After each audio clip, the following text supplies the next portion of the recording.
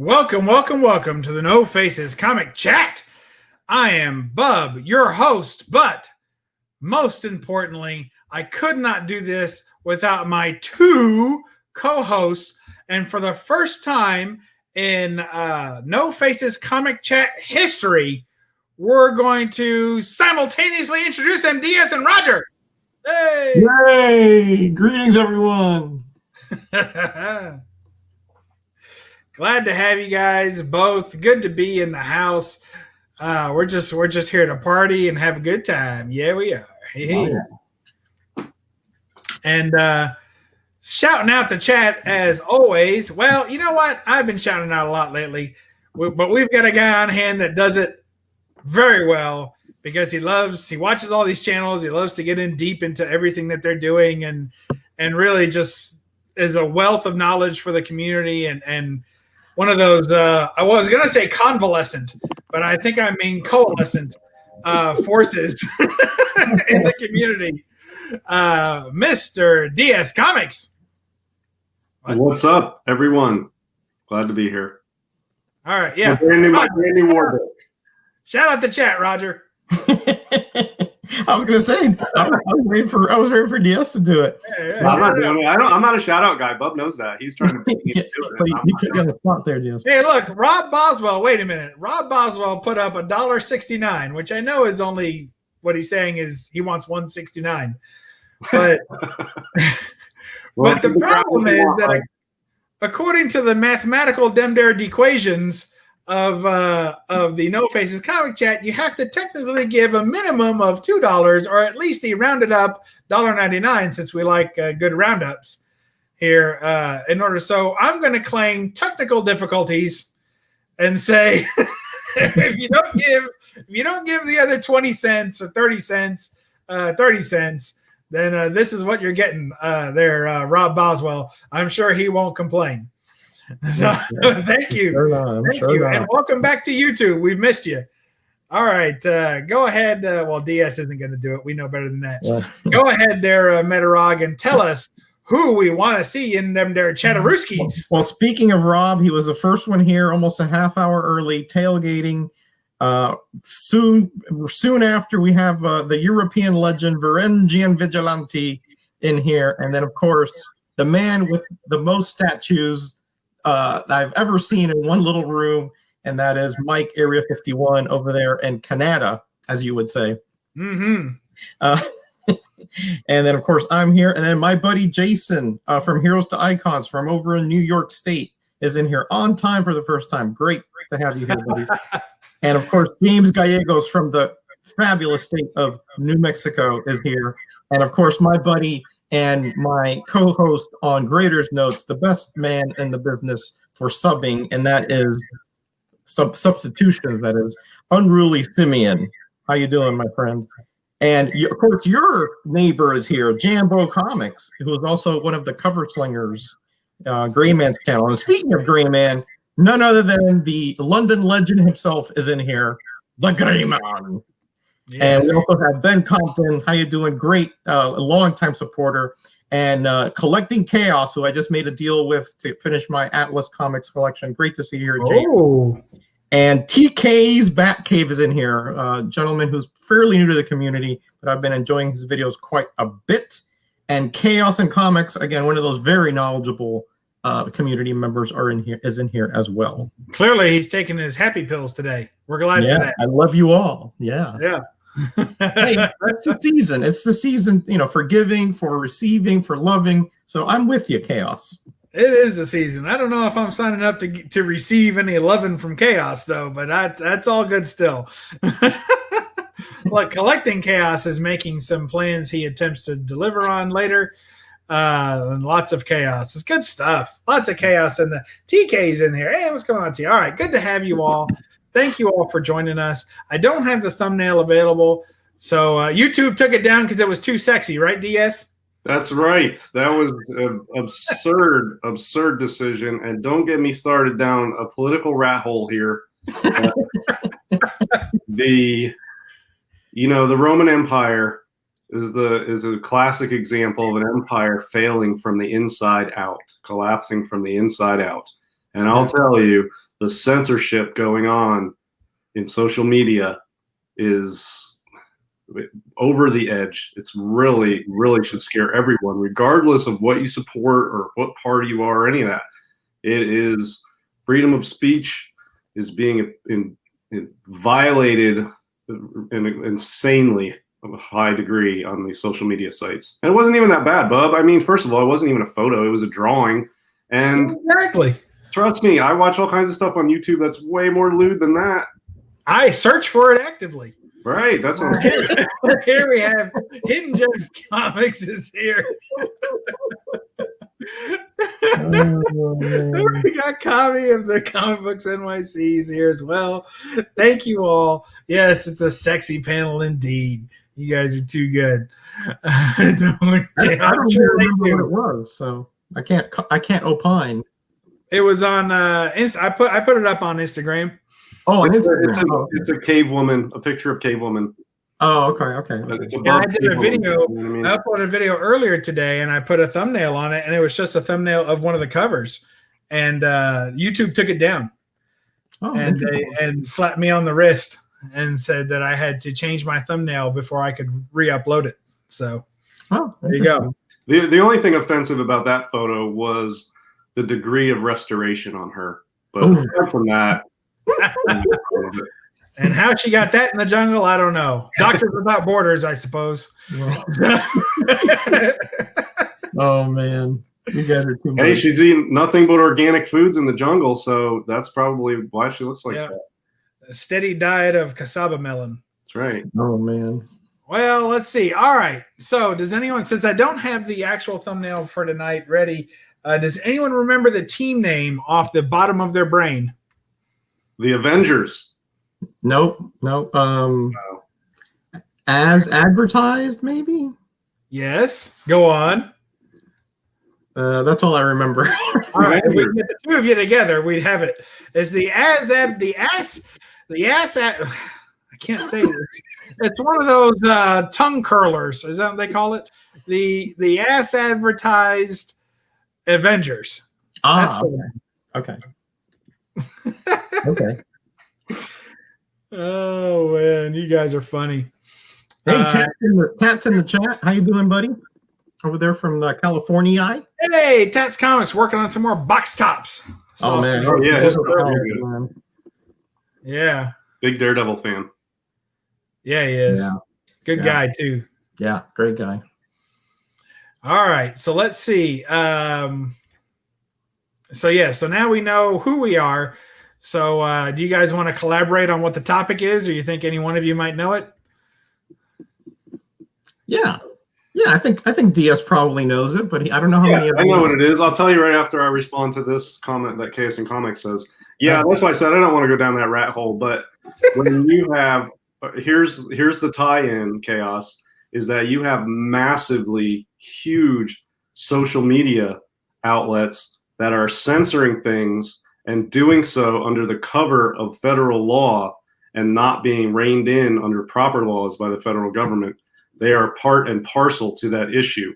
Also, the social media that's doing this and the now president-elect's group, so now the people running the federal government and these social media groups are best buds and sort of working together to disseminate or censor information. It's not merely a private entity censoring something. That I think the federal government is so closely tied to some of these organizations by what they do and what they don't do with regard to them, that it's outrageous on a level that I think is appropriate to be outraged about. It's not merely private institution regulating speech. I think the government has its hand in this, albeit not directly. It's unquestionably there. So that's the quick summary from DS on it. So there you go. Thank you, DS, for making that brief. But I mean, hey, if they want to start fact checking and everything, they can be publishers, and there's a whole other set of rules they can follow under federal law. So let's just put them under federal law as publishers, and they're fact checkers, and then it's a whole other ball of wax. They won't like it, but that's basically how they're acting. So whatever. Yeah, I'm forced to agree. Although I don't agree with some of the underlying tones of all that, I do believe that you can't have your cake and eat it too. So either you are there and you are some form of a news media in which case you can be held liable and therefore you have a responsibility of censorship, or you're not. But you can't be treated as one when you want to be and then not have the consequences of that as well. Yeah, and if banks do something evil, I hold banks responsible and the federal government. If pharmaceutical companies do something evil, I hold them responsible and the federal government. When social media monsters like Facebook and Twitter and Instagram do something evil, I hold them responsible and the federal government. They're not as divided as one may think. So it's not just some random little newspaper out in Omaha. You know what I mean? It's Facebook. And it's different. It's sort of a unique situation we've never faced before because of social media has never been around for hundreds and hundreds of years. And now it's a major. Facebook is probably the main information outlet for most Americans. I don't use Facebook at all, but I think there's over 200 million people on Facebook. It's insane. Yeah. How you doing there? And most of them are all friends of Metarog. So right. Considering the only social media I use is Instagram because that's where the community is and that's all I use it for, and YouTube. So I don't Facebook, I don't Twitter, I don't whatever else. So yeah, I've told you guys how I treat my Facebook and Instagram stuff. Basically, as soon as it's like a 3-strike rule, the third picture of your kids or your meal and you'll get unfollowed. Like as soon as, and that goes along with political posts or anything else. If it's not comic related, but you get 3 strikes and you're out. So that's how I handle it. No. And pretty much the same on Facebook. I don't want my hobby to become difficult. So I keep it at that level. Yeah. Yeah, my only participation is YouTube and Instagram, and it's purely comics. I don't really engage in it otherwise. Oh, you guys are nuts. All right, so what's the topic of this evening? Do you know? Well, I think we're discussing what comes before first appearances and all that, the previews, the articles, the solicitations of characters before they actually appear in a proper story of a comic. Yeah. We can definitely go that route.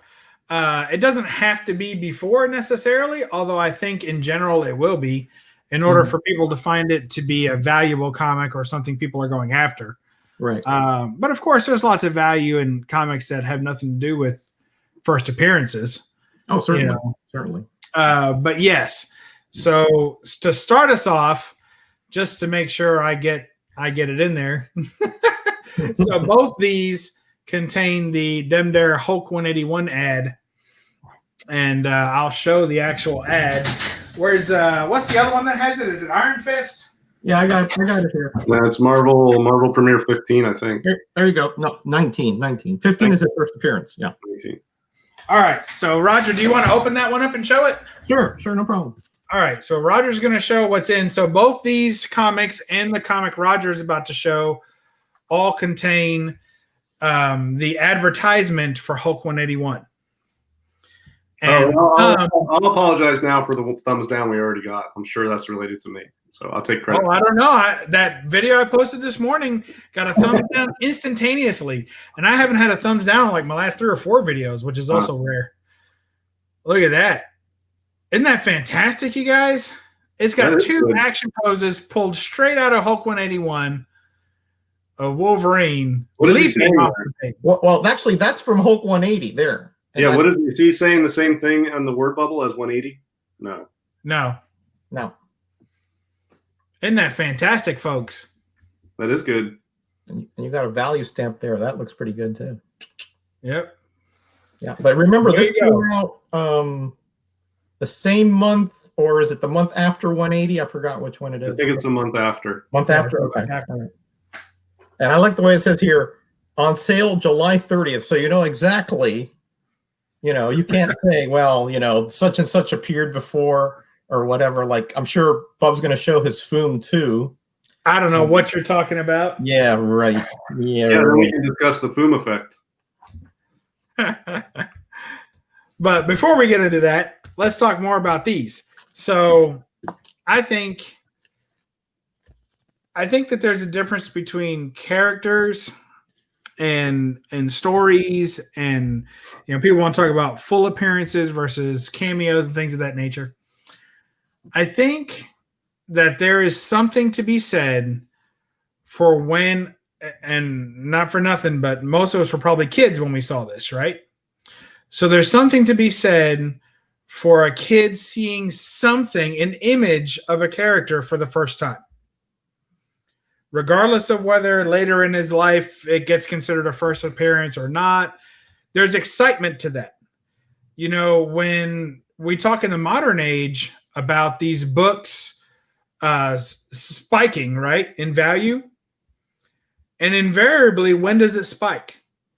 It spikes at the announcement or when the excitement starts for this character being in a movie, right? So it's not the actual movie. It's not the actual true appearance of that character on the screen, but it's just the first time that excitement gets sparked. And that's when modern, anyway, collectors go, oh, wow, I got to get that book, right? There's excitement. Good analogy. Yeah. So I feel like this is the same thing. It's an advertisement, and the first time that people got a chance to get excited about this character. And therefore, although it may not be a first appearance, it is certainly a significant appearance, and what I like to consider, a pre-appearance of a character, and it has value for that reason. What do you think, guys? Well, who do you want to go first? Well, you love it. I like this topic for two reasons. One, everybody's got very strong opinions on this stuff, and people just sort of make up their own definitions. So it's always a very interesting and dynamic discussion with lots of different points of view on this. I've always said that previews and advertisements are very important for the reasons you stated, Bub. I mean, that is where pop culture is introduced to the character. Maybe only an image, but that's where the character is sort of born in popular culture, and it gets developed over time, starting with cameos and first appearances and cover art and backstories and origins and all that other stuff. But previews and ads are very important. They're sort of the precursors, and they're not always the same as what comes to fruition finally in the first appearance and the ongoing character. A lot of times changes are made after the advertisements and previews before the actual character is introduced. And I find that a fascinating part of comic history too.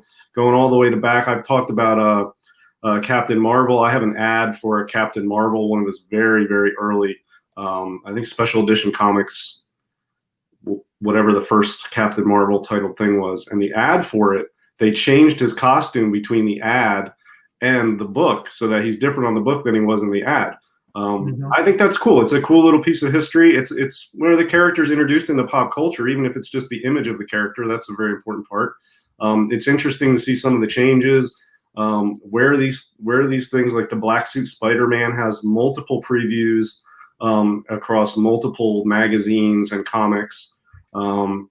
And yeah, initially the black suit had red lines on it, and they took those off when it came out in 252, ASM 252. So it's interesting to go back and sort of see where the character is introduced into pop culture in these ads and previews. And there's sort of some different versions, or it's not a final version yet, and it's a really cool and important part of history. So yeah, I've always dug them. At one point, I collected every single black suit preview. There's like 8 of them, and some of them are extremely tough to track down. And I thought it was very historically significant. And that's why I did it. And then, like all things, I lose interest once the challenge is completed, and I sold them all, and then I move on to something else. But yeah, I mean, look, cameos and first appearances, I have what I think are pretty rock solid, objectively good definitions of those, which I can go into later in the show. But previews and ads are very, very important. And historically, especially, and they're very cool. Yeah, I like them. Yeah, I'm down with them. What do you think, Roger? You think that a pre-appearance, if you will, or an appearance in an advertisement should? I can't tell who's who. All right, there you are. I was gonna, but look at this, you guys. Yeah, I know. Oh my god. Nice. So what do you think? Do you think that an advertising appearance? I mean, I would say, well, I already know where you fare because you own both these books, but you own every book. So we don't really know where you fall on this one. So go ahead. No, I don't own every. I mean, believe me, if I did, I wouldn't have fitted in that 20-foot truck. Trust me, that I used to move over here. Now, I think that there's really all pre-appearances are not created equal. Okay, and I'll show you examples of what I mean. Okay. Something that like DS was saying, something like Detective 26, where it says, "Oh, next issue introducing the Batman," or if there's an advertising, that's a whole different animal. To me, that's a pre-appearance. There's no cameo because there's no contextual story attached to it. So to me, like Kachun said, for it to be a cameo, it has to be in an actual story or somewhere where there's some dialogue going on that has there's interaction, not like just a static ad. So to me, those ads are pre-appearances, which is a whole nother animal than a preview, because previews do occur. Like, for example, let me get it out here. Like here, DC Sampler number 3 has a preview of John Constantine. And there's actually little story bits and dialogue, things like that. Okay? Right. So to me, this is a little bit just one level above a pre-appearance. It's a preview. It gives you some context to the character beyond just a static image. All right. So, and then beyond that, there's I think somebody was talking about Marvel Age, and I think I put one here. Yeah, here, this one here. This actually has about 6 or so pages of the first Darkhawk comic before the comic came out. All right. So to me, this is a much bigger deal than an ad. Right. Is it the finished, published art and everything? And does it have word bubbles and everything? Yeah, I'll show you. Yeah. So that's why all things are not created equal. You have to sort of see, more detail, more context as to what you're talking about. But to me, an ad, just a straight ad, is just a pre-appearance, not a cameo, not a preview or anything like that. So here we go. Darkhawk preview. Says it right there. Okay. This is the splash page. Oh, wow. There's a lot. Wow, it's got word bubbles, and I mean, it's fully finished. Exactly the Colored, same. Everything. The first 6 pages of Darkhawk 1. Yeah, that's legit. Yeah, I don't see how that could not be a first appearance.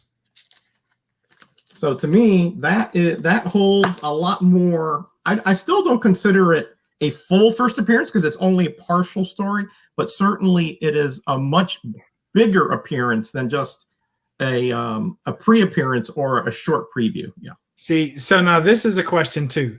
So Marvel Age, though, doesn't show Darkhawk in the actual story, just the image plus the cover. Yep. But I feel like that's true. A cover appearance to me, and this is just me talking, but I feel like a cover appearance is the same as a first appearance because the cover often tells part of the story, even though it may not have word bubbles, and in some cases they do. So to me, a cover appearance is a first appearance, hands down, no matter what. If they appear on the cover, I think a good one is like the first appearance of Bishop, right? Yeah, X-Men 281, 282. Yeah, that one has him on the cover, but he doesn't really appear in the story until the next issue.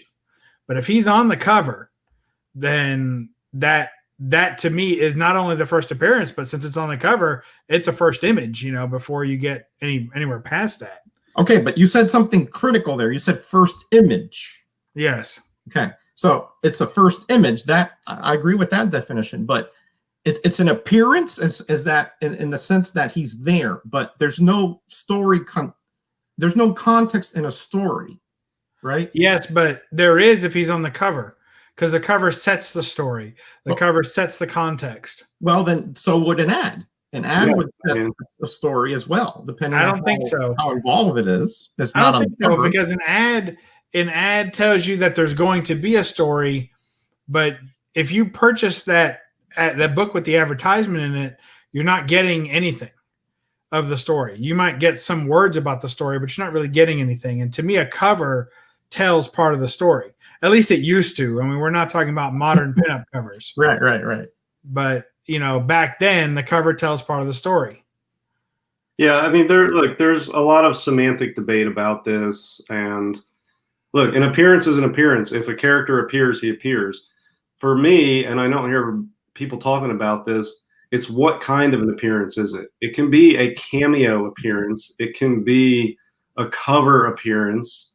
Those are all appearances. Now, what's the first appearance? I mean, the first appearance of Batman is in the ad, but that's not the first appearance that we really want, and that's not the one we typically call the first appearance.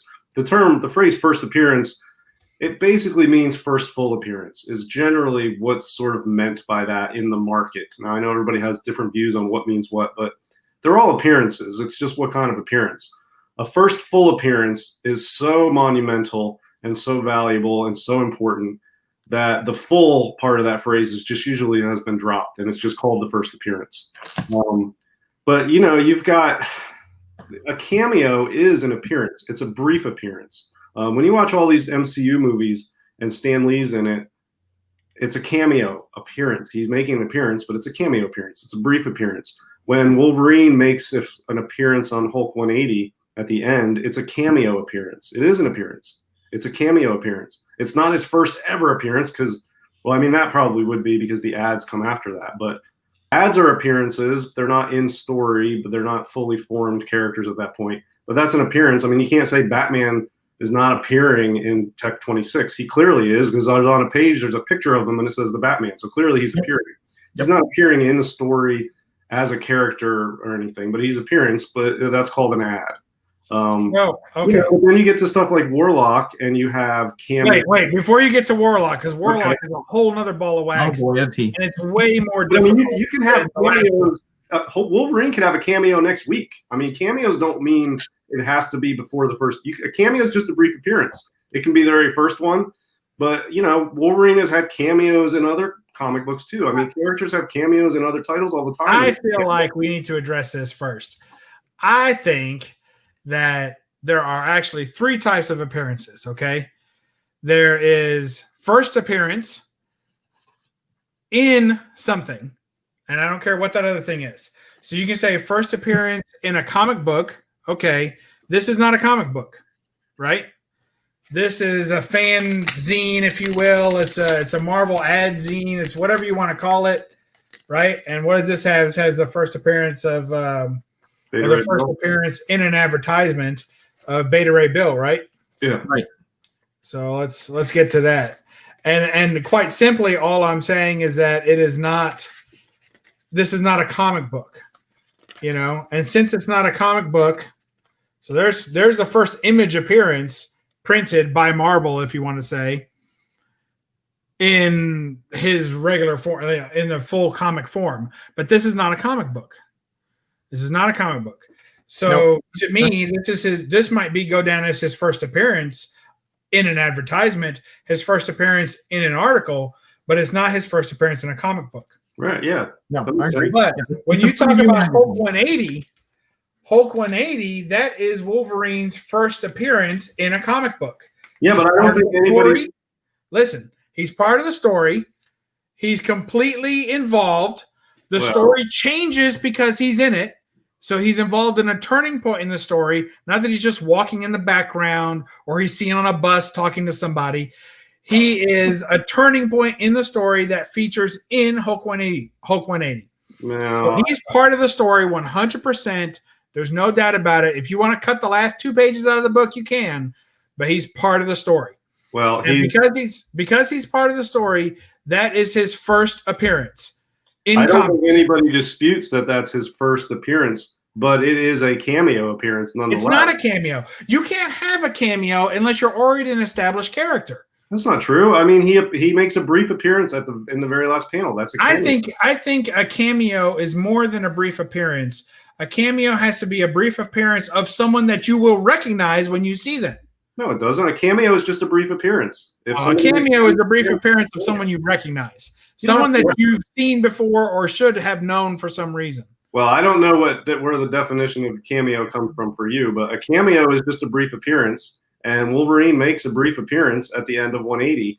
And it's in the comic book, and this is has been done forever in comic books, where it's kind of like a teaser is what I usually refer to it as. It's a teaser. He's not part of that story. He's not having any effect on the story. The book's over. It's the last panel. It's a teaser for what's to come. It's like when you watch an MCU movie and half the people get up and leave after the credits, but you're smart. You're like, no, stay, because there's going to be a teaser after this. And they do a little teaser, and then they show whatever. That's a teaser. It's a cameo of a character or something.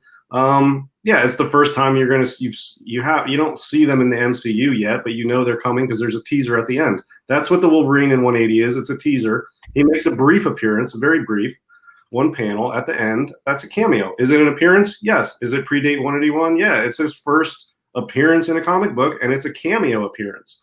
The 181 is a full appearance, and so it carries more weight. But yeah, I mean, they're both appearances. One's a cameo appearance and one's not. Characters can appear for one panel whether you know who they are or not, and it's a cameo. It's just, I mean, he's not doing anything except showing up at the end and saying, you tangle with me now. That's a teaser for what's to come. It's not part of the story in 180. It's just tied in as a teaser, just like at the end of the MCU movies, and it's a cameo. Here's Mark McCuddy chart. Here's what Google says. According to Mark, a small character part in a play or film played by a distinguished actor or celebrity. Yeah, but that doesn't undermine what I said, because Yes, it does, because if they're distinguished, then people know who they are already. You can't be distinguished the first time you show up. Yes, but that's in play or film, and character. You know that you can look. There's another one. This is from the English Language Learner's Dictionary. A small role in a movie, play, etc., which the etc. would include comics, that is performed by a well-known actor. You got to be known to have a cameo. You can't just show up and it's a cameo. Now, you can say it's his first part or an early role or an early appearance or performance, but it's still not a cameo unless they're known in some way. It can't be their first time on the screen or on a page. And I think that, history has shown that those definitions change, not the definitions, but the way that we apply them change over time. Because I remember when I was collecting back then, Hulk 180 was always considered the first appearance of Wolverine until the 80s, pretty much, where it kind of the prices flipped and started to go 181. So a lot of people considered that the first appearance for 7-8 years until the tide turned. So regardless of how you want to define it, like, for example, the first Darkseid in that Jimmy Olsen thing, he appears in a little screen thing there. Yeah, that one's real hokey. So I mean, if that's a first appearance, then certainly Hulk 180 is the first appearance. Yeah, so Hulk 180 is the first appearance. It's just never going to have the weight of having Wolverine's first full appearance.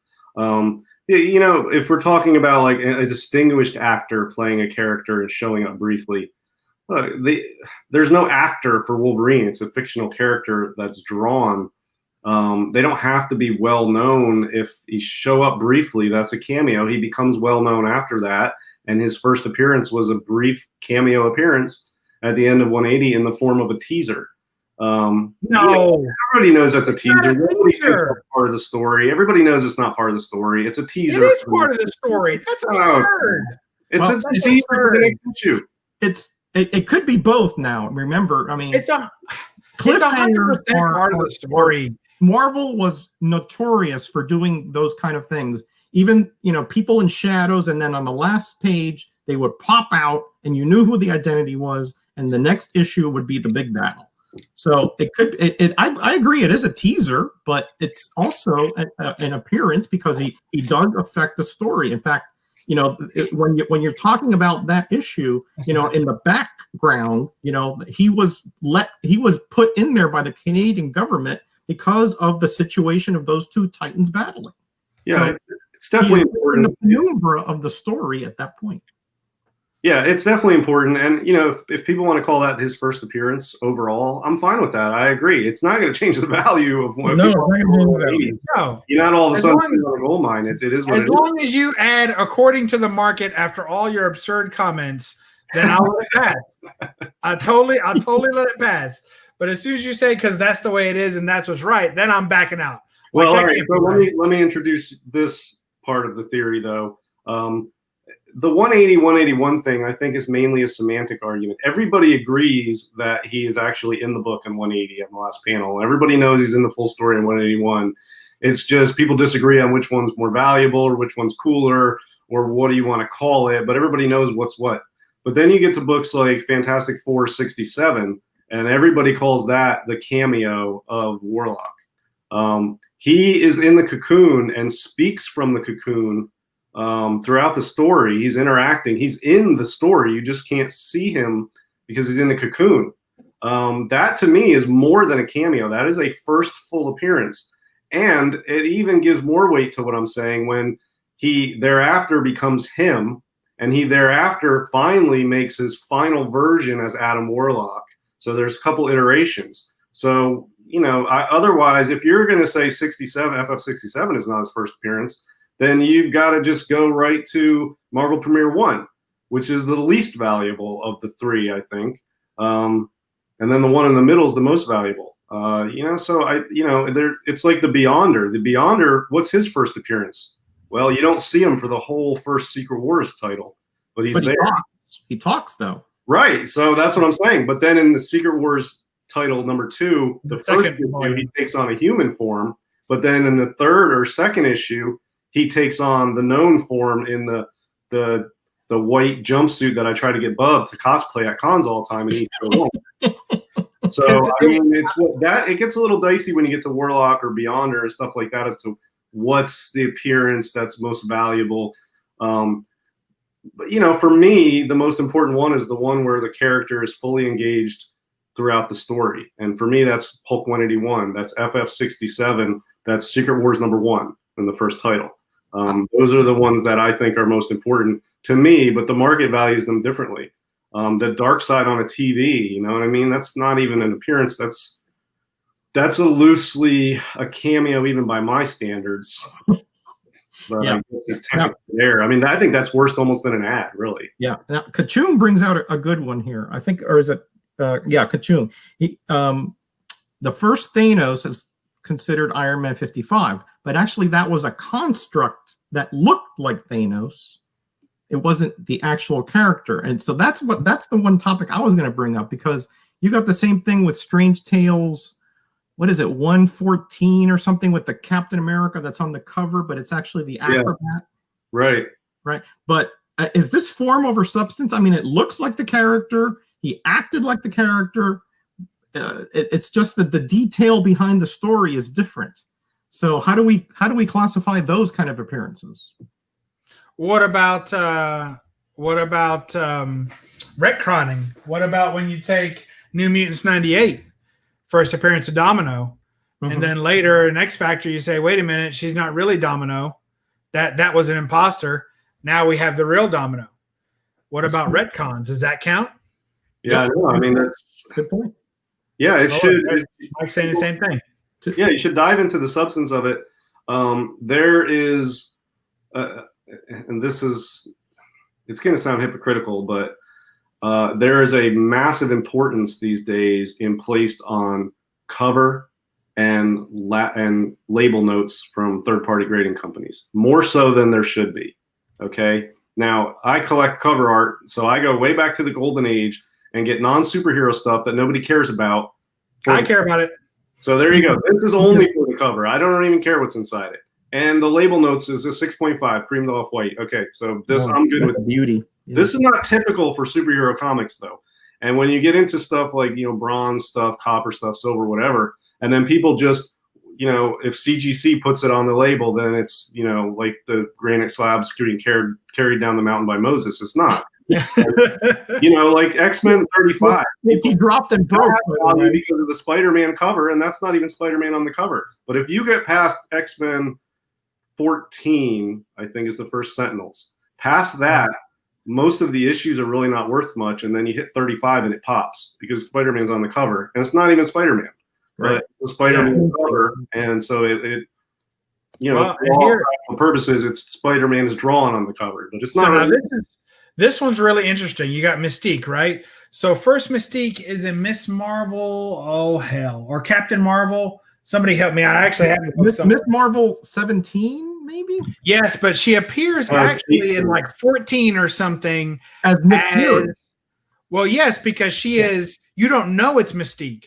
No, she appears as regular characters, but then it's revealed that some of those characters were actually Mystique in disguise. Yep. Yeah. So the water's really muddy there. I mean, super muddy. Yeah, that gets muddy, and then the market shakes out which one's worth more. But what's worth more is not necessarily what's more historically important. Yep, because agreed. In a cover-driven market of the visual arts, you can have a great cover worth. I mean, look at Rogue's first appearance. Nobody gives a crap about that book. Do you know what I mean? It's not worth anything because it doesn't have a great cover. But it's the first appearance, undisputedly. There's no muddiness about that one. First appearance of a major character, I would argue, in that book, and it doesn't sell for much. Same with Doctor Strange first appearance. It's it's got some value because Doctor Strange is such a massive character in the Marvel Universe, and it's a Silver Age book, but it's way undervalued compared to other Silver Age keys because the cover also, he's not on it. So the market says one thing, and that's value monetarily. But as far as the comics go, that doesn't always line up. I think there's books that are historically more significant and better examples for certain characters and stories that are not the most valuable of that character or that story. So it doesn't really match up. That doesn't mean it's wrong. It's just not the most valuable. It's not even always their first appearance either. It can be the most important appearance that they have as opposed to their first appearance or a cover appearance. You get that a lot too. Yeah. Here's Kachun talking about what about before a character develops into a superhero, but they're still a known character. He's talking about Madeline Pryor. My first thought was of the test tube of X-23. Yeah, exactly. My mind went first when I read that to the X-23 test tube. I mean, what could be better than that? And then you also have, Cable as a baby, right? Talk about that. Yeah. So, I mean, there's lots of those types of appearances of people who are not really, is it the first appearance of Cable? I think it helps when they have new names. But then I think that the new names also are deceiving. Personally, I don't recognize when people say the first appearance of the Immortal Hulk. I think that's asinine. And I'm sorry for everyone who's bought heavy into that book. But to me, the first Immortal Hulk, it's still the Hulk. It's still David Banner and the Hulk. The Hulk has acquired a new power, even though it's not really. It's just a reaffirmation of something that in some comics I've already talked about. And so here now you find out that he can't die. It's not really a new character any more than you can say the first appearance of Joe Fixit. You can say the first Green Hulk, the first Gray Hulk, the first Smart Hulk, the first time Smart. Those to me are all turning points in a character's arc, but it doesn't make them new characters.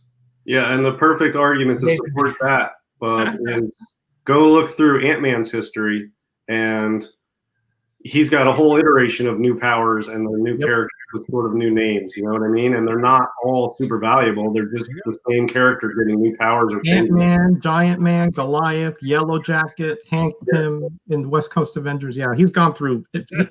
He's gone through like the first Ant-Man, but I mean, after that, even the first Scott Lang as Ant-Man is not even really that valuable. And anything aside from those two, nobody cares about. Hey, it's easy, because that's on my list for next year. That's on my 2021 want list.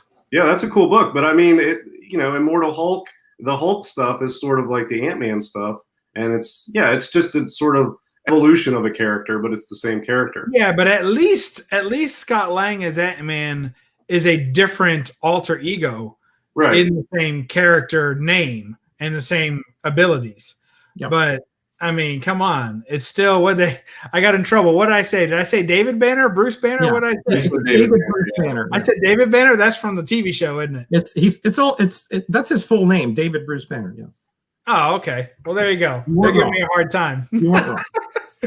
So the idea behind him is that it's the same. It's the exact same alter ego as he is a superhero. There's literally no difference except power sets, which can have their own. I mean, there's no doubt that that's critical to a character's development is when they acquire new powers. I mean, there's no doubt that that's critical. and that's the stuff I'm saying is historically significant, Yes. but not necessarily valuable in the market, which is two different things. If you're like me and your collecting is inextricably tied to money, then I'm not going to pick up stuff that's merely historically significant. I want significant and monetary value because I'm very shallow. But for people, for collectors who are more like no pretentious. me, then pick up a lot of these cool things. They're very historically significant. They're awesome appearances, the evolution of characters, new people taking on as the character, people before they become the character is significant.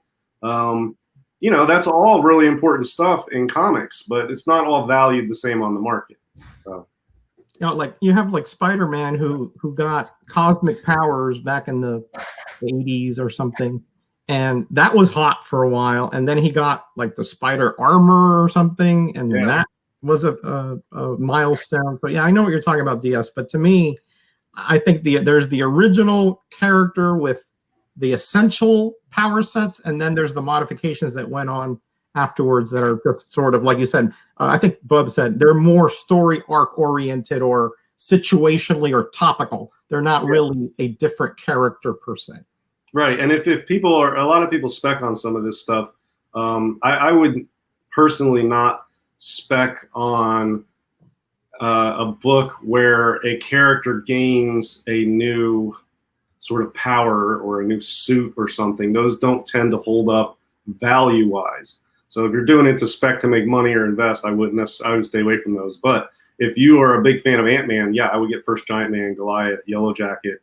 A lot of that stuff's super cool and awesome to own as a set if you're a fan of that character. But and another thing is continuity has a huge impact on value too. And I don't know what you two think of that, but there are characters out there where, I was just talking to somebody about this earlier, X-Men 266 for Gambit. This X-Men Annual 14, I think it is getting a lot of momentum lately because that predates 266 and Gambit's in it. I think a lot of people are confused as to what's the difference between the two books. Well, the X-Men 266 is the first Gambit in continuity. And it's sort of like that Batman and Harley Quinn, Joker and Harley Quinn. There's first Harley Quinn in continuity, and then there's first Harley Quinn. But yeah, 266 is the first Gambit in continuity, which is why it's going to remain more popular than X-Men 14 always, because that's him in continuity of the universe with the X-Men. Whereas Annual 14, yeah, he's definitely, it's the first appearance that predates that. But without the continuity, I think it loses some of that attraction to people, I think. Yeah, agreed. Yeah, it definitely does. And I think that's one of the reasons why 252, ASM 252 is a big deal. But then you always have people citing Secret Wars 8. Secret Wars 8, yeah. As being first in continuity. Yeah, one was published before, but it was first in continuity is Secret Wars 8. Yeah, so yeah. Depends on if I had my choice for historical purposes, I would take ASM 252 first because it's the first appearance. It's in the ASM title, and that's obviously the best one for me. Number 2 would be Secret Wars 8, mainly because the storyline is so epic to that period of time. For me, it's better than Infinity Wars. That was my favorite storyline. But it's the first in continuity. So I would have the first overall appearance and then the first in continuity appearance are those two. And then after those two, I would put Marvel Team Up 141 and Spectacular Spider-Man 90. And then after those two, or right with those two, although it drags way down the market, is Web of Spider-Man 1, which doesn't tie for anything, but it's the other Spider-Man title, the first black suit appearance in the other Spider-Man title. So, that's got to be part of the set somehow. You got all the Spider-Man titles with the first black suit in each of them. That one's got to be, I don't know, I get left out in the cold all the time. A really cool Charles Vest cover to boot, so I love that book. It's because it came out about a year later. Yeah, I know, but I mean, that's the other. And you can say that, DS, but over the last couple of years, that book went from $1 book to a $30 book. Well, I'm glad to see it because I love that book. I love that painted cover with the subtle colors and that cool pose of Spider-Man up there on the edge of the building. Really cool book. Yeah, agreed. I just wanted to show this I think is the first image of the Punisher here on. Oh wow, that's the cover slide. Nice. But it's a little black and white cover creation, and then that's it. That's it. That's wow. And is that a fanzine? Yeah, comic reader. Yeah. Wow. This was sent to me by Cream City Comics from Instagram. Thank you again, Cream City. It's a all Kirby cover too. You got Superman, Captain Marvel, and a very rare Batman by Kirby. Well, it is rare. Yeah. I'm glad he didn't keep doing that. Yeah. It's odd looking. He can fit a sports car into that leg. Look at that. Grief. I think the Roadrunner ran into that in a couple of cartoons. Oh Lord. Oh well. That couldn't be more of a pure advertising appearance right there, though, for sure. Yeah, for sure. I mean, that is 100% an advertisement where they took it directly from the comic cover, no less. I mean, that's just a swipe right there, It's just that they, back then in the 70s, there weren't that many fanzines. There, you didn't have previews or anything like that. So you just had, certain, really these were fanzines done by fans. These were not professional publications, right? And they just happened to get an image from, I guess somebody sent it to them, and they mimeograph it, and that's it. That's crazy. Yeah, this is another kind of publication which is not a comic. This was DC's version of like Marvel Age, I guess, Direct Currents. And this is the first time that we got any information on the Sandman from Vertical line here in DC Currents number 10, I think it is. Yeah. So you have these kind of publications as well, like we talked about, that are company owned and company distributed advertising for, for fans to know that these were being solicited. And it gives you information so that when you make your order, you're like, oh, I'm excited about this. Let me order so many copies. Yeah, that's on a whole nother plane, though. I mean, that. I don't know if you can. Well, then again, people are talking about. I think DS was on a big rant the other day. I lose track of his rants because they often contradict each other after 24 hours.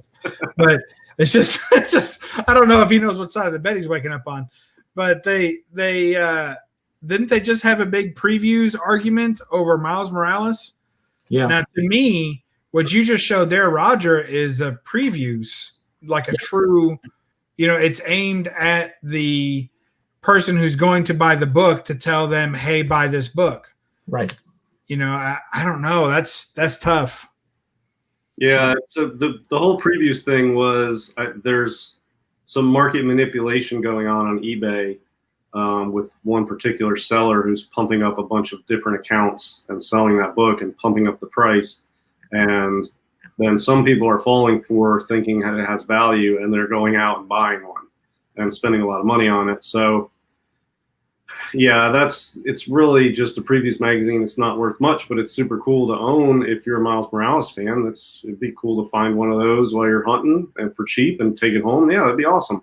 But yeah, it's not worth what people think it's worth. But I want to hear Bub talk about the Foom effect. The Foom effect, you say? There it is. First, hey, Small Town Collectibles. Brett Bottomley, Foom 10. Yep, he's asking about the X-Men. That's the first X-Men appearance. It predates Giant Size X-Men number 1. Actually has the same cover, just different colors. Yep. So yeah, here's Foom number 2. This is from summer of '73. Of course, it predates any Wolverine appearances. It actually predates the creation of the character. And some will argue, although not well, some will argue that this actually is the first appearance of Wolverine. But of course it isn't. But it is a killer cover. I have to handle it gingerly because this is a strong contender for high 9s if graded. If CGC ever decides to grade with signatures to validate signatures and not get a green label. Of course, well, I can the graders notes right now. Fingerprints on front cover and back cover. Reader's bends, right edge. Oh, I can clean all that out on this paper. Yeah. You could take your hardest eraser to this paper, and it wouldn't. Yeah, those covers are not glossy; they're paper stock, so they don't transfer fingerprints very well. Super easy to clean, and they press easy too. And while you're looking at that, my favorite part of that magazine is the back cover, followed by the front cover. Oh, the Plug, yeah. Some killer Plug art on there. Number 1, yep. A nice Mike Piazza cover there. Mike Piazza. Nice one. Yep. Yeah, the color scheme is totally different than Frankenstein 1, but yeah, that's it. Yeah. Oh, you guys. No, I didn't fill out the crossword on this. Oh, okay. I have lost my ever-loving mind. It's the one where it has all the character. Oh yeah, there it is. Yeah, all the different characters that were submitted by fans. Yeah.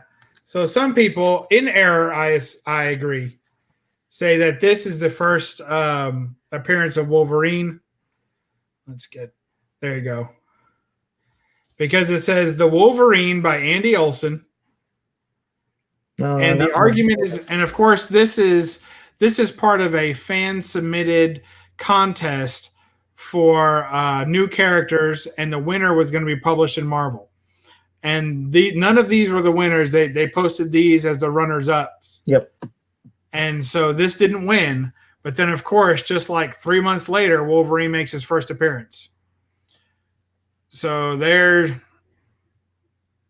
that really Wolverine? He looks like he has more robot parts in him than adamantium. That's a nice image, though, if you wanted to say that's an adamantium skeleton. But again, I think it's more cyborg-esque. I have to say the costume isn't too far. Looks a little bit more human fly than Wolverine, but what's happening here? Is he regenerating, or is it just them making him in the factory? I think he's more of a robot.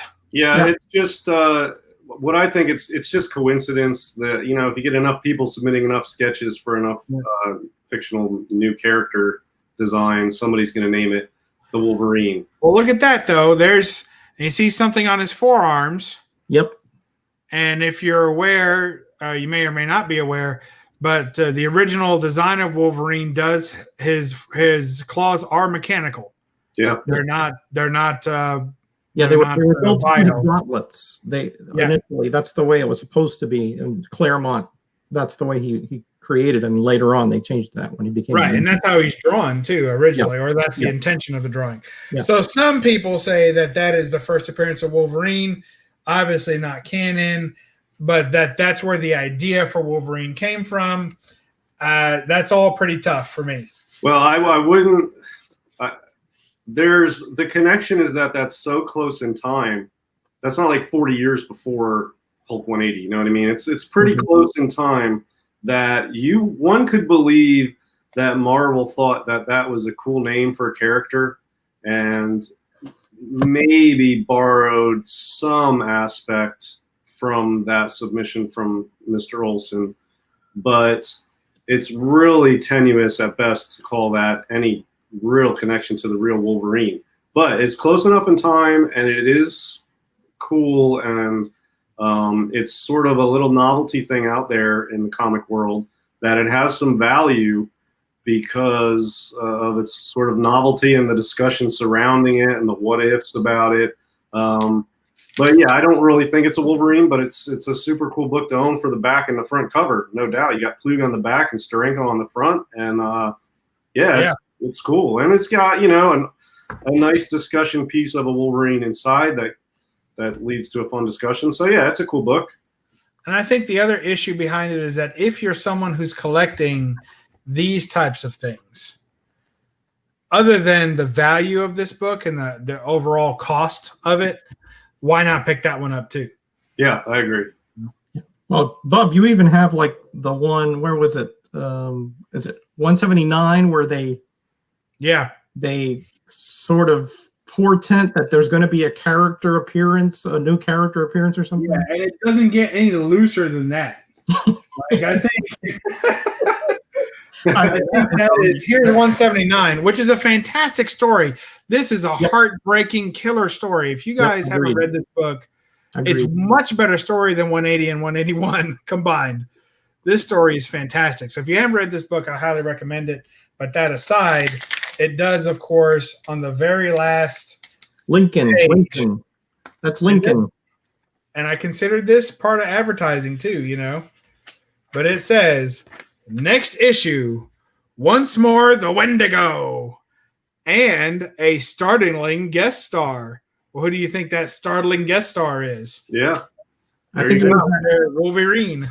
it could be the lady witch, whatever that was, the transformed. The one that feeds him soup? Yeah, the one that feeds him soup. I don't think it's the soup lady. That chick is just, it's so funny. If you guys have never read Hulk 180 and Hulk 181, we'll spoil it just a little bit. This lady feeds Hulk some poison soup to make him fall asleep. He voluntarily drinks this soup, and he falls asleep for a long time while the rest of the plot goes on, and they leave him in a cave sleeping. And when he awakens, his first thought and words are, "Where's that nice lady with the soup? Maybe she's gone to go get Hulk more soup."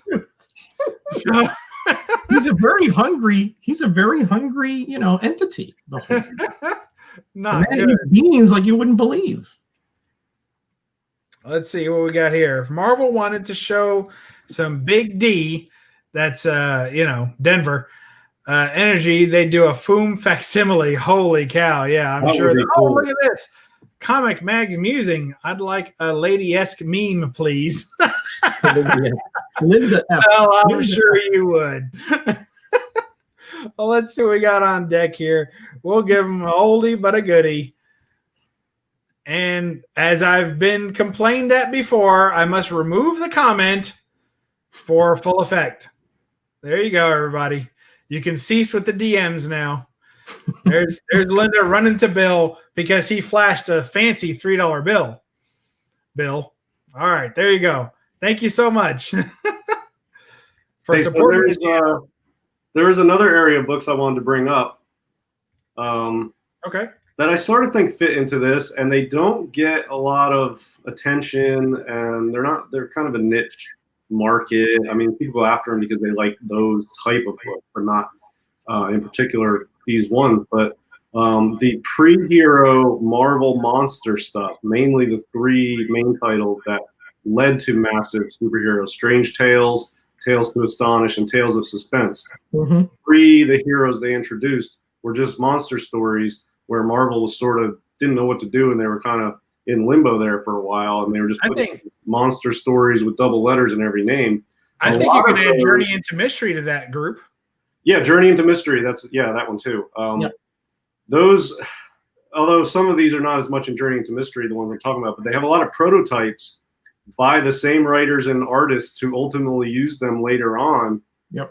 And they look exactly or very close to the actual characters when they come out later on, once the superhero boom starts. The Watcher, the Thing, the Hulk. I mean, there's a whole bunch of them. One of them's Groot, who really they've sort of taken actually and still call him Groot, but he's nothing like the original Groot in TTA 13. But there's a lot of prototypes that are Actually, like the one with the Watcher, it's the Watcher. I mean, that's the Watcher. No doubt. Yeah. So I mean, these deserve more attention, because if people are buying ads and images on a TV screen for Darkseid and all this other crap, these prototypes are much closer to appearances of visually, at least, and artistically, to the actual characters than any of these other things are. They're just as important to me, and if not more so, because they're drawn and written by the same guys who will use them later in almost identical visual form.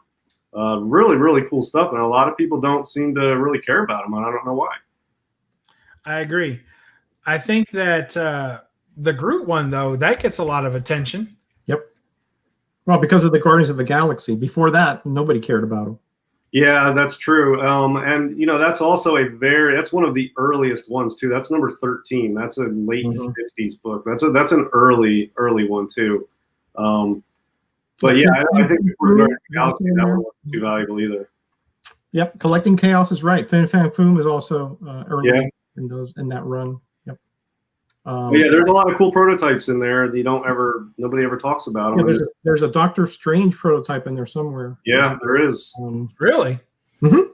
Yep. I don't know about. What do they call them? Dr. Droom or something? I forgot what they call them, but something like that. And there's also Aunt May and Uncle Ben. They're in a story, and I tell you, it looks exactly like that. I mean, exactly. Yeah, I think that's like a Strange Tales. Yeah, something. Yeah. Strange Tales 107 or something. I don't know what it is, but yeah, that one is. 90s or 80s, yeah. That one's got a little bit of value, but the other ones, for the most part, nobody goes after them. But I mean, if you go through those titles and look, you'll find prototypes of probably, I don't know, how many would you think there are, Roger? Probably 15 to 20. Probably, if you look deep enough, I mean, obviously the Golden Age characters that transitioned over wouldn't be prototyped, like Captain America, Submariner, Human Torch, things like that. But most of the first run, except maybe, I'm not sure, I think there's a Professor X also. Yeah, there is. Wow, really? Yeah. I don't think there's a Daredevil one, at least not that I can recall. Well, you have the original Golden Age Daredevil, and he's not too far. True. That was another company. True. Yeah. And a very different power set. Yes. But yeah, there's probably at least 15 DS. If we put our heads together, I'm sure we can come up with them. If you put your heads together, the whole universe might explode. You guys just stay in your respective parts of the country. Look, 4th Street Bend, or solid 4th string Bend. I just want to say 4th Street because I know he's like in the Louisville area. 4th string bottom end. That B stands for bottom, I do believe. That's what I said. Oh, okay. I thought you said Bend. I'm sorry. No, you just said Bend. I heard it. Oh, sorry. There might be a Mole Man prototype too. It's solid 4th Street Bend, isn't it? He's a bass player, I think. I know, but when I see, like, because I know he's in Louisville, and Louisville has a little bar section that's called 4th Street Live. And it's actually way overpriced. It used to be great, but of course, like anything else, they've over commercialized it and upcharged it. But it's got this little strip called 4th Street Live. So to me, when I read his name, I always think a solid 4th Street Bender. Like if you got 4th Street and you don't make it out. So that's good stuff. This is an Iron Man prototype. Oh wait, let me. There you go. That's all considered an Iron Man prototype. Right, that's right. And it's in the same title. And it's number 16, so a good bit before actual Iron Man. That's right. There is an Iron Man prototype. Yep, you're right. I forgot about that one. Yep. Oh, look at that. He's not even in Louisville. He's in Richmond. Hey, you're even closer to me then. I go up Richmond all the time. So hey, we'll straighten that out one day. Maybe we'll go to Louisville and get a 4th Street Bender going. He's got a great collection. Oh man, he's a collector of my own heart because he's got complete runs that I'm like, I wish. And when you look at all those short boxes behind him, you just think that's what I hope for when I walk in a comic shop. Like I just want to see a wall of rudimentary racks. Yeah, short boxes on them. it looks like he's entombed in comics. Yes, they go way up. I think to the ceiling from our vantage point. What a way to go! Is what I say. Yeah. All right. Yeah. Bender, I'm in. I work in Somerset, so I'm less than an hour from you where I'm at. So cool. we'll hit up, and Jambo too. Jambo's in that area. 3 of us ought to hit up some shops. So that's what we got going on. What do we got now there, big fella? What is that? This is generally Hey, that looks like the Vision. It's the Watcher prototype. The Watcher. Wow. No, the Vision was a Golden Age character that was revamped for the Silver Age. Right. So they count that as first Silver Age appearance, but they do count it as the same character, though, don't they? I don't know. Do they? It's I don't know. That one I don't know. I mean, I think that the Golden Age. No, they can't, because he appeared in the Kree Skrull War. The Golden Age Vision appeared separately from the Vision. Well, I guess he still could. Time displaced or whatever, but I don't know. That's a good question. I don't know. So you guys may or may not appreciate this, but just when you mention time displaced, I've got to throw this out there. Yeah. So sometimes you're in a non-comic book place, but you hear comic book stuff, and it makes your head snap back. So I was at the local music shop, right? And the luthier was there, and he was arguing. They were arguing with a customer, which, you know, they probably don't want me saying this, but whatever. So they're arguing with a customer, and they were totally right, and the customer was totally wrong. It was all very obvious. They did everything they could not to be mean to this poor guy. I mean, for real, they really went out of their way, because, I mean, I deal in some customer service myself, and I'm like, I don't know if I would have had the patience that these guys had, right? So anyway, long and short of it was, one of the guys told I think he was the luthier, he might have been the manager, but he said to the guy, he said, look, he said, I know you think you deserve a refund, but in this timeline on this earth, you're not getting one. That was great.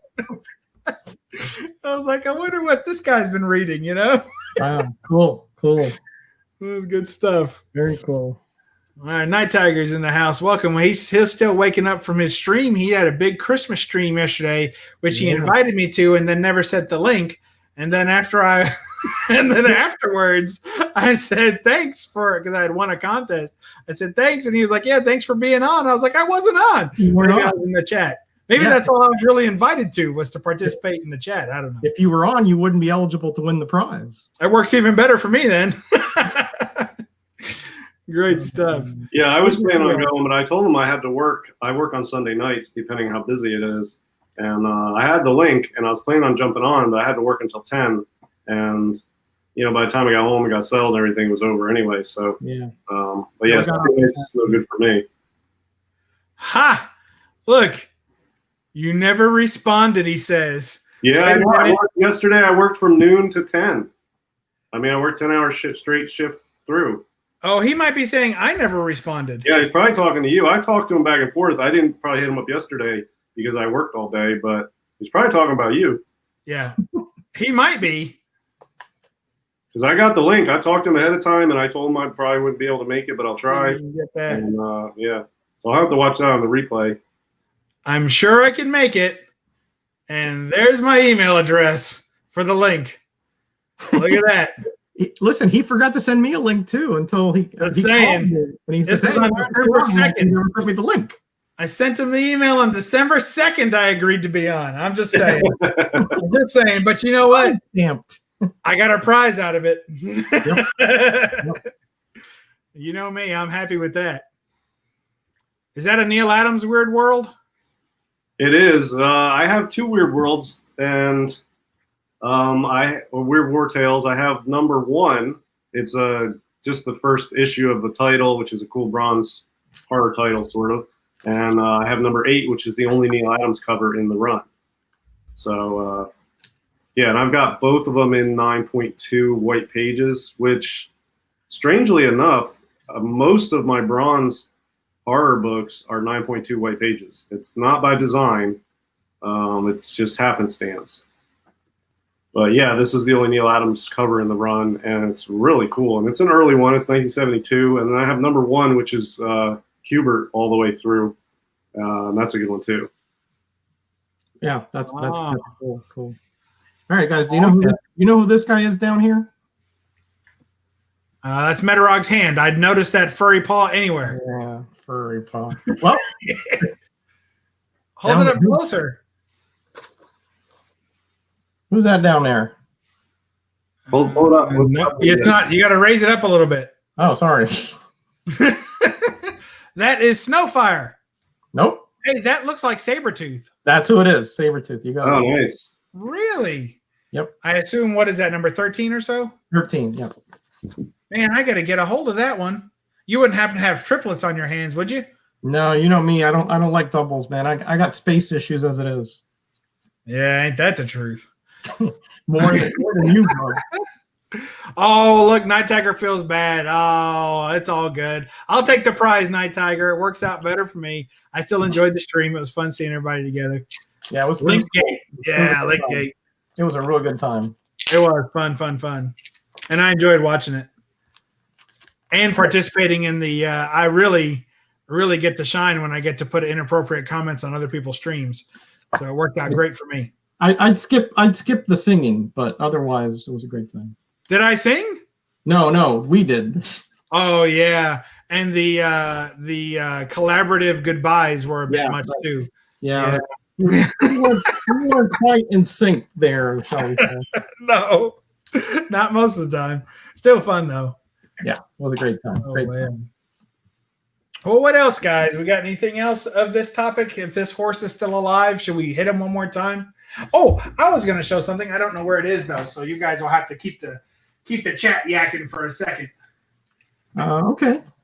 Well, you know, there's a litany of preview issues like this one here, Focus, that showed sometimes not just characters, but I think, like, for example, Harbinger here. All of the character appeared previous to this, but not as the Harbinger entity, I guess. You can make arguments left and right as to these kinds of pre-appearances and how important they are. But again, to me, I like to say the more integral and the more vital appearances have to be in some kind of narrative story, or at least some kind of preview that has dialogue or has something beyond just a static image. Well, I agree with you. I think if you want to round out your collection and have a good range of historical stuff, the previews and the out of canon stuff, all that stuff's really important. The characters before they took on the superhero moniker type thing, agreed. All that stuff's really important. But there's a lot of money in this hobby too. So people get into arguments about, well, 181 is not the first appearance, but why are people paying it? Look, the market and the money is different than the history of the books. There's very historical stuff that has very little monetary value. Yeah, I agree.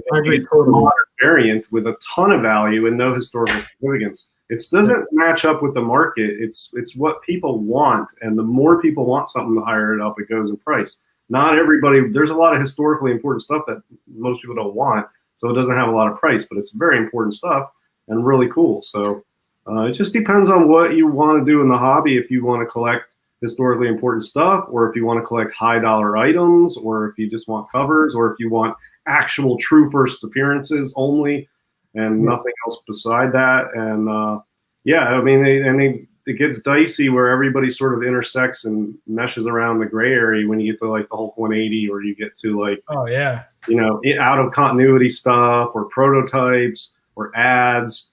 It is what it is, and people want the values to match up, and they're not going to. The values are different. There's two groups of people in the hobby. There's people that just love comic books, and then there's people who are investing in comic books who may or may not also like comic books. And when those two groups meet, there's friction as to what is what. But yeah, they want to fight about it. Yeah, but everybody's welcome in the hobby to do it how they want to do it, and the market will determine monetary values on stuff, and that may make it harder or easier depending on what you personally want. But it is what it is, and everybody's welcome to be in it the way they want to be in it. And it's there's books there's books people want that are cheap, and then somebody else wants a different book that's super expensive. Is that fair? I mean, it is what it is, because then somebody else, the other guy, wants something that becomes super expensive. So it goes around. Look, what comes around goes around. Everybody gets hit in this hobby at some point. So Here's an advertisement that has almost nothing to do with comics. This is an advertisement for the movie The Rocketeer, but it was inside of a comic book. I think is Dr. Fate a character? Dr. Fate is a character from the Golden Age.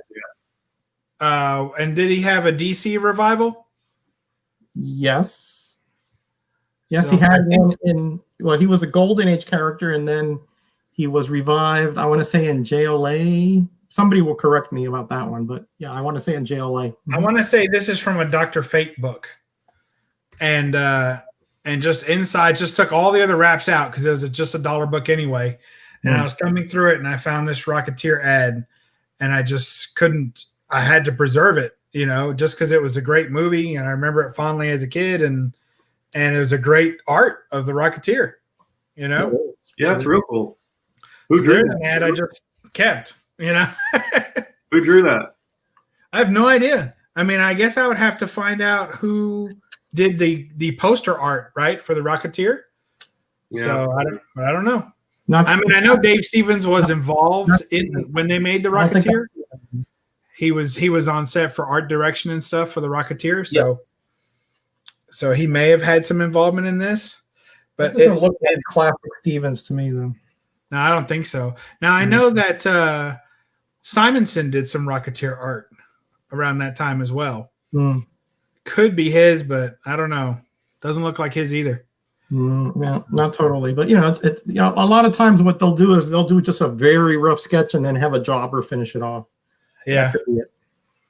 There's one other sort of interesting thing that just occurred to me too. A lot of stuff that's in comic books came from other areas, and then what that does is the first appearance in comics is significantly lower in value, like a Popeye or a Buck Rogers, Flash Gordon. I'm thinking of Golden Age stuff because that's mainly what I'm into. But when you get characters that came from somewhere else first and then into comics, it's like they've been around, been there, done that, and now they're in comics. It's not as big of a deal. And you can pick up, if you can find it, like the first comic book appearance of Buck Rogers. It's a very old book, and it's Famous Funnies #3, I think. It's 1936. You can buy like a VG copy of that for like $2,000. Now they're like, oh my God, DS, $2,000, that's not cheap.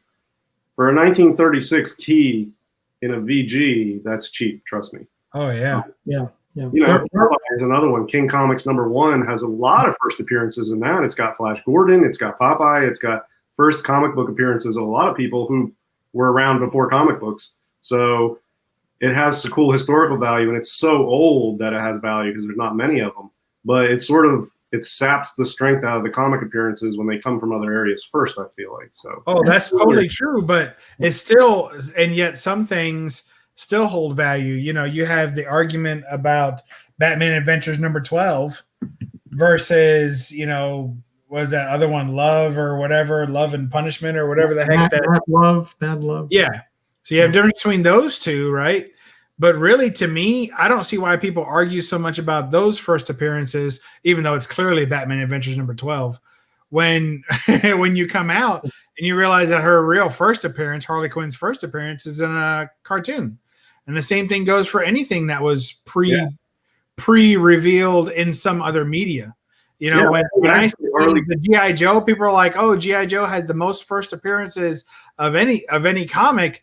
I'm like, that's because they didn't have to explain who any of those people were, because we already knew all of them. Yeah, day one of the comic book, there's already 35 established characters in G.I. Joe before the comic came out. Yeah. Yep.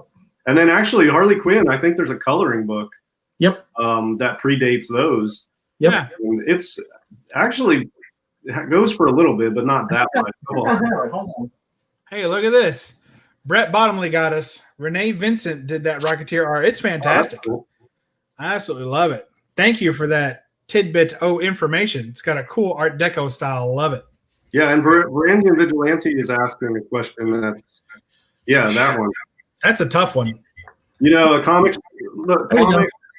it wasn't like one day all of a sudden there's comic book. It was like a developing sort of media form for a while before it sort of Nice. it was in the mix with a bunch of other stuff. There was different formats. There was newspaper inserts.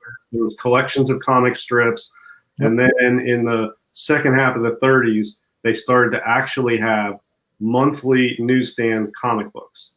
But before that, there's a lot of comic book type stuff around. So it's not like a black and white, like a line where all of a sudden there's comic books. But I'll tell you, the comic strips are comics. They're not comic books. But those were in newspapers, and hardly any of them really survive. And if you were lucky enough to come upon a Popeye, I think it's 1928 or 29 comic strip was his first appearance. Thimble Theater, I think it was, in 1929 maybe. If you found a newspaper somewhere in a thrift store, antique store, it would be worth a ton of money because there are so few of them out there because they all got thrown out that nobody ever sees them really. But yeah, they would have a lot of value if you found the comic that had the first appearance. Yeah. Yeah, especially if it was an intact paper and not just a cutout strip, it would probably be worth even more. Yeah, I mean, when people, kids got comic books and they kept them in a shoebox. Adults got newspapers and read it, folded it over, and took the sports section out. Let the kids read the comic strips, and then threw it out. Or use it to burn. Use it to start fires. They made your utilitarian with it. Well, I'll tell you, I've been on the lookout for many years. Whenever I'd go to a place like an antique store that has old newspapers, to find a first Popeye in Thimble Theater in 1929 or something. And I'll probably never find it, but it's fun to look because you never know. The next one you flip through might be it. And exactly. So like, here's an example, you guys. Bear with me here for a second. So like everything in this is reprinted from Dick Tracy comic strips, right? Yep. So everything in here, this whole, but it has an original Joe Simon cover. So now it's credited to Chester Gould, but it's actually Joe Simon who took Gould's name and did a few covers on this run, right? So that's Joe Simon art. But this right here is collectible in and of itself because this doesn't appear anywhere else. This is new, right? Mm-hmm. This is new art, but the comic strips inside are old. I mean, the whole thing's old. It's from whatever, 1950, I think. So, I mean, but you get what I'm saying, right? So even though this is reprints of old Dick, right? So even though this has old Dick in it, this is all new Dick. Like this right here is a fresh Dick pick. So I just hope you guys appreciate that. Okay. Yeah, Varangian Vigilante said that where did he say it? First Flash Gordon comic strip from 1934 sold for $500,000 this year. Oh wow! Yeah, so there's the difference. You get the actual first appearance in the comic strip of Flash Gordon. It's $500,000. You get the first appearance in comics, which is King Comics 1, I think. It's worth a few grand. So a massive drop off in value. Even though for me as a comic collector, I like comics. I'm not expanding out into a lot of other areas. So if I like a character or a certain book, I want the first appearance in the comic. So yes, I want a Famous Funnies 3 because I like Buck Rogers, I like Golden Age sci-fi, and I want the first comic appearance of Buck Rogers. And luckily for me, it's nowhere near his actual first appearance. It will be affordable, and I will be able to obtain it. And it'll go nicely. It'll pair nicely with that other overlooked gem from 1933 from Kellogg's that has Buck Rogers in it way before Famous Funnies 3. So, yeah, like 3 years before. I think that is all super. I don't know. How easy is it to find a comic strip out there? Like, could you imagine someone taking the time to have cut that out and kept it to know that there'd be value in that later at that time? Man, that had to have been impossibly rare. Yeah, I think it is. That's why it's $500,000. Yeah. Yeah, there can't be more than a handful of those around. No, and then all that and to still have the condition that it would have now, man. Yeah, it'd be awesome to have one of those. That would be awesome. And that's something that I think you're right, Diaz. I am a comic collector. I try not even to get too deep into pulps. I try to keep away from pulps because they're alluring, and it's easy once you get into Golden Age to want to pick up some of those. Yeah, But, I dabbled in it, but it was taking the money away from comics, and it's just another rabbit hole that's larger than Golden Age comics. And yeah, there's a lot of key first appearances of characters in pulps too, and those pulps are worth a lot of money. Yeah. And it's, I think the first Buck Rogers is actually in a pulp. I think it's in Amazing Stories from 1928. I think one of the 28 issues of Amazing Stories is the first Buck Rogers appearance. Yeah, I think the first Man of Bronze is in a pulp too. Yes. Yeah, first Doc Savage. Yeah, the first Doc Savage. Sorry, yeah, I think he's in a pulp also. Yeah, Doc Savage, first Conan. Actually, what's his name too? Shadow. The Shadow appears in pulp before comics. Yep. Yeah, so pulps have a really rich history, and they have great covers, most of which are painted covers, and they're cool. And the interior panels are black and white line drawings that are by very accomplished artists at the time, and they're really cool. And pulps, obviously, the heyday of the pulps is the 30s, and it predates the comics. Action 1 is on the scene after pulps have been around for 25 years. So pulps are very old, and they're called pulps because that's the type of paper they were printed on.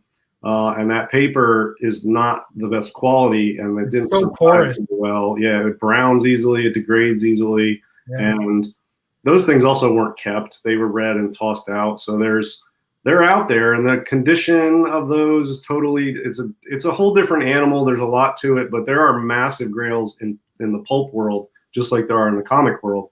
And they predate comics by a long time. There's pulps going back to the teens that you can find on eBay, and they're super cool. And they're 25 years before Action 1. But it's a whole other rabbit hole that I dabbled in, but I'm not ready to go down that. It's hard enough just to stick with one hobby. They are cool though, and they're. I found a novel the other day that had a Wally Wood cover, and I almost bought it. And then I thought for a minute, I was like, first of all, I'm sure that novel is terrible. Let's start there. So it's not going to be worth my read, right? And then the other issue is that the art wasn't great. Like, it was okay, and it was a painted cover, which you don't see too much painted wood stuff.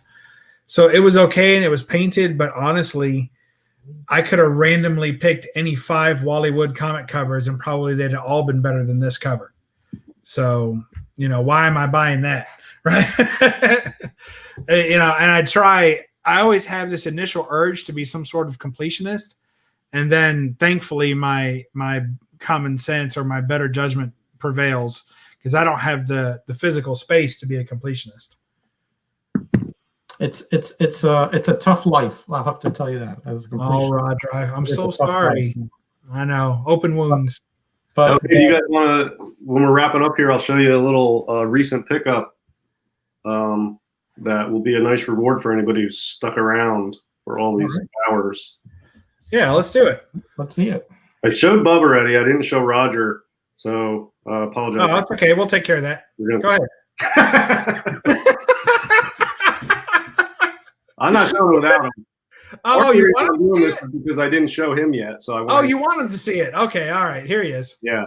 This is part of the reason I'm doing this is because Bub saw it, but Roger hasn't yet, so I'm showing Roger. But also a reward for the people here. You see a cool book I picked up. Trying to equal the universe here. Good luck with that. That looks great.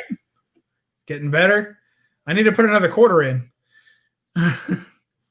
Nice. Lower. Oh! Wow. Whoa. Awesome, man.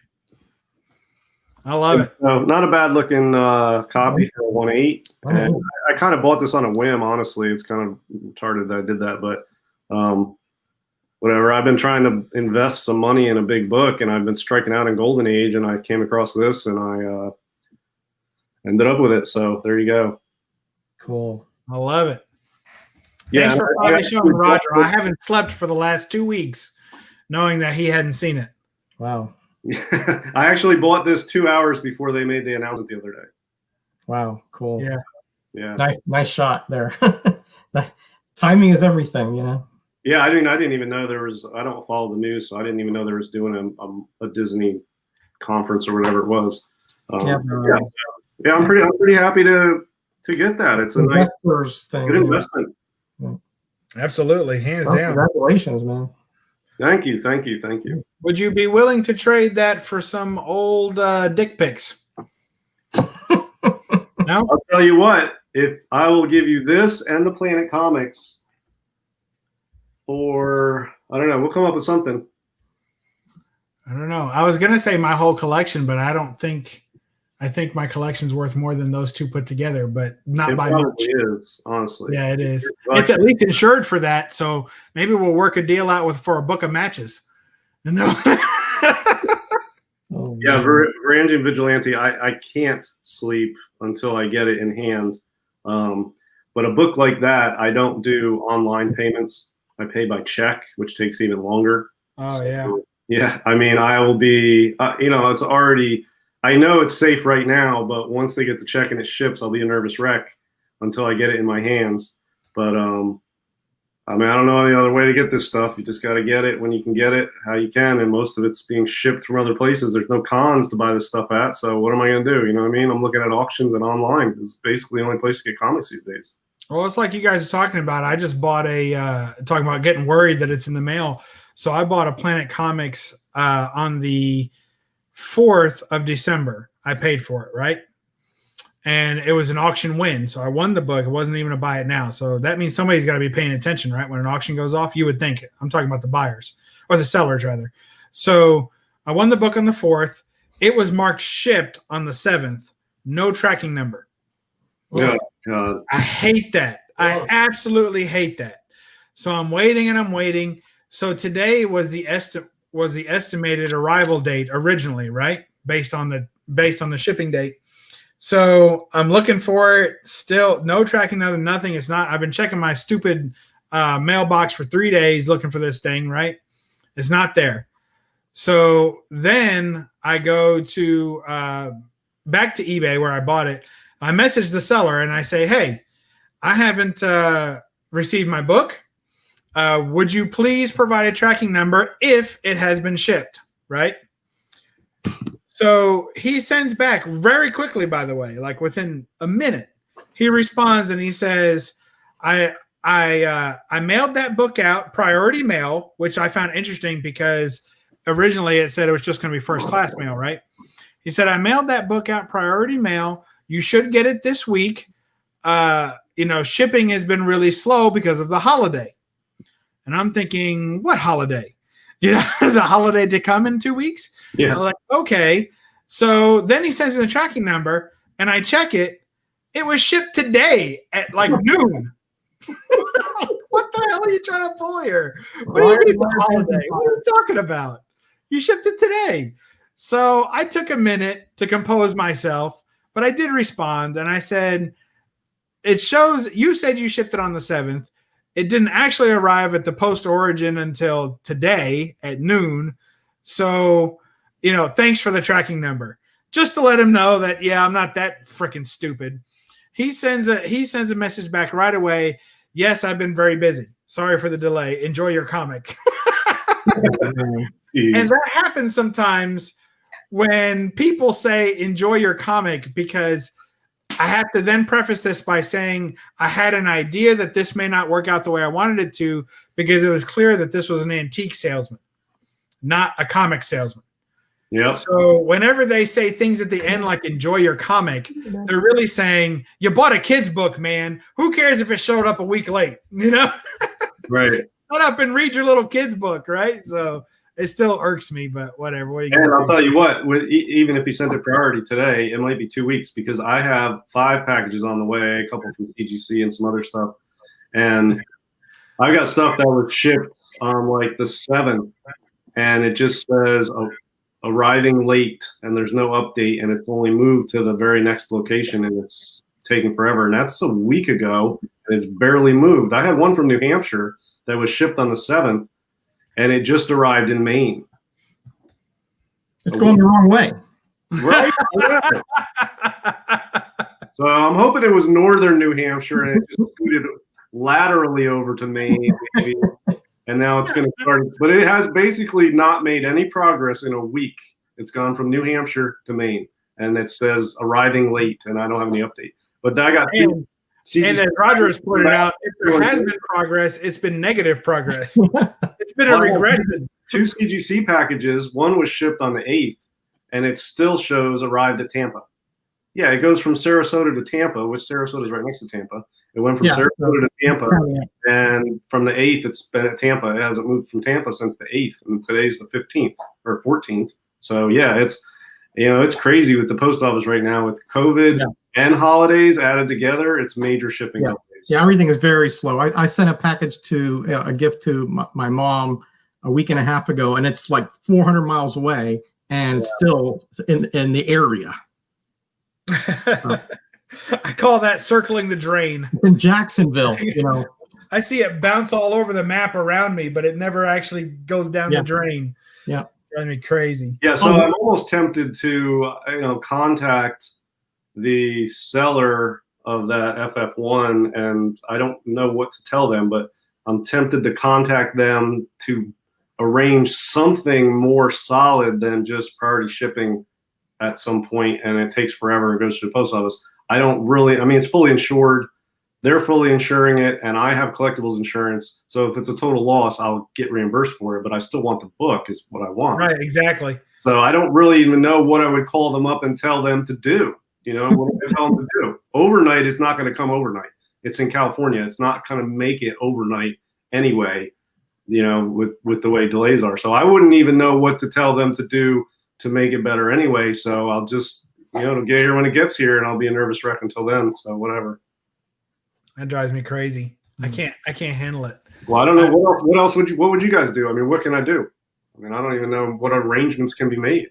I don't do anything. In fact, I don't. I've had a bad experience before. I've been hurt before, DS. Is there an intervention or? Yeah. Well, all I'm saying is that I have found it to be potentially hazardous to recommend shipping to the seller, because then it puts the responsibility on my shoulders, which it does not belong, that they say, well, you're the one that told me to ship it this way. So even when it's media mail, when I have a package that's media mail, I just accept it. I knew it was going to be media mail when I bought it. Here it comes. I'll sit on it. I'll wait for it for 14 days if I have to. I hate it, and I might have to go to the post office and pay extra to get it, but it is what it is, But what I hate is when I say, because it's happened, I've said, hey, could you please send that priority? And the package still gets lost. Yeah. And they say, look, I sent it the way you wanted me to. And I'm like, yeah, but where's the tracking number? Oh, well, I did what you said, and they didn't give me any tracking number. I'm like, oh, here we go. So anytime you're injecting yourself into that process, you take some responsibility off the seller to get the book to you. Well, yeah, and I bought this book. I bought from an auction house in California that's very reputable. So they know how to pack it. They know how to ship it. I'm 100% sure it will get into the system completely safe and protected and accurate, and I'll get tracking and all that. But if it was overnighted, I'd have anxiety about it for 24 hours. If it took 3 days, it would be 3 days of anxiety over it. But with the current delays, I'm likely to have anxiety over this while it's out there in mail land for 2 weeks or something. I don't know, from California. It couldn't be further away unless I ordered from Hawaii or Alaska. Yeah. So I don't know. You can't do anything about it. It's just crazy right now. Unfortunately, it really doesn't need to be that way, but it is that way. So I don't know how to fix it. But I also don't know how to be any more patient. Like, I don't know how to train myself into more patience, because sometimes when a book doesn't arrive, something bad has happened to it. Haven't you guys had that experience? It finally does show up and it's cracked in half, or it's beat all to crap, or they deliver it to your neighbor and tell you it was your wife. Yeah.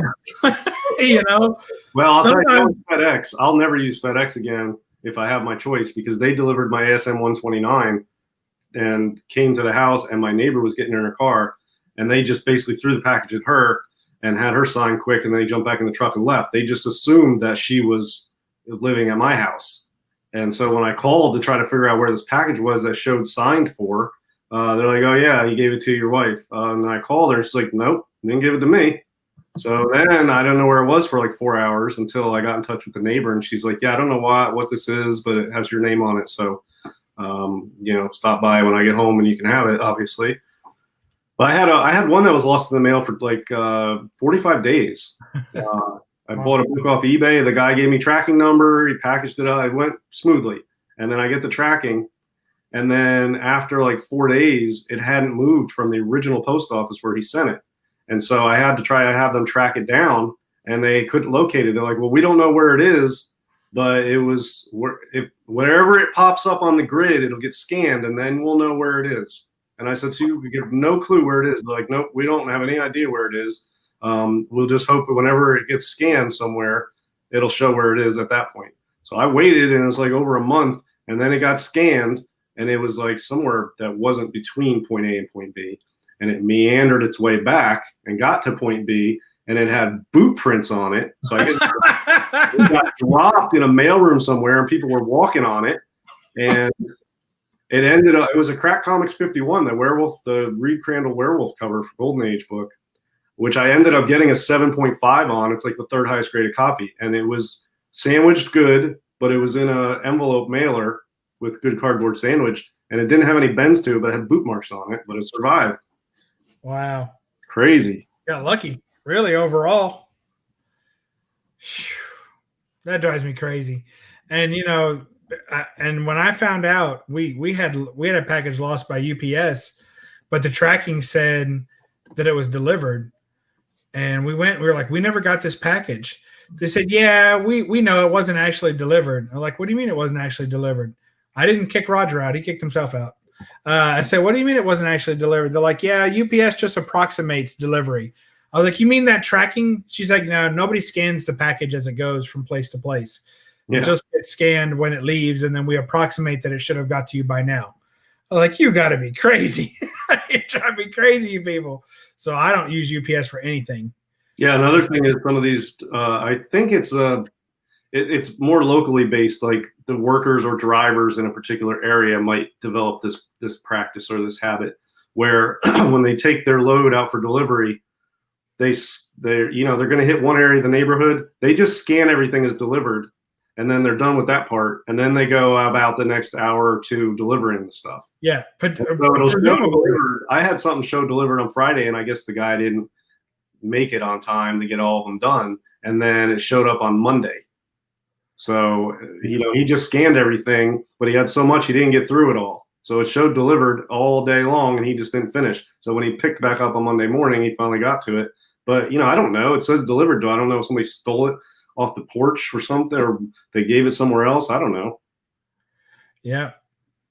You just never know because they scan it as if it's delivered, and then they move on. Metarog, sorry, laptop died. Night all. Oh, that's terrible. We're gonna miss you, Roger, and we'll have to say his classic sign off when the time comes. Yep, Liz showed up early. Maybe she just didn't knock. Maybe she just busted the door down this time and came after what she wanted. Who knows? Well, I should get going too before my quote laptop dies too. Yeah, I hear you. Yeah, the rolling pins are circling. Yeah, I can all right, well, I gotta go too, but I'll let you go first. So DS wants to tell us what? Be blessed and be back. That's not. No, say what you say. And do your homework. Yeah, that's it. Do your homework. Oh, somebody got Roger does want to say to enjoy your be blessed and be back. He says as well, and I say read a comic and don't apologize for the glare. Yeah, that's it. All right. Good night, everybody. Thanks for joining us. Talk to you later. Bye.